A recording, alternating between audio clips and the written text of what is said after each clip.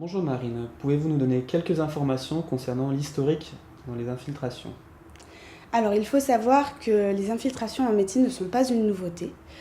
En effet, il est fait mention de ponctions articulaires dans le corpus hippocratique et dans le traité de médecine de Farfan datant de 1592. Les premières infiltrations articulaires ont été réalisées utilisant de la vaseline, de la procaïne, de l'huile iodée ou même encore des antibiotiques directement dans l'espace synovial. Vous avez parlé d'infiltration par la vaseline, l'huile iodée et la procaïne. Quand les infiltrations par corticoïdes sont-elles apparues?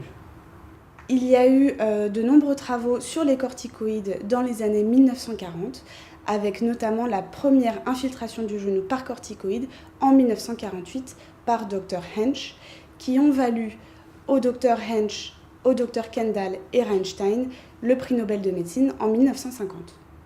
Il faut savoir également que les infiltrations rachidiennes ont été réalisées dès 1930 dans un article détaillant ces techniques dans The Lancet. Ensuite, concernant l'échographie, la première utilisation médicale date de 1947 lors de la recherche de ventricules cérébraux par Dr Dusik et son frère. La première utilisation d'échographie interventionnelle a été réalisée en 1961 par Berlin pour la première ponction rénale sous échographie. En rhumatologie, les applications ont été un petit peu plus tardives, vers la fin des années 1990, mais depuis, le nombre d'articles sur ce sujet ne cesse d'augmenter.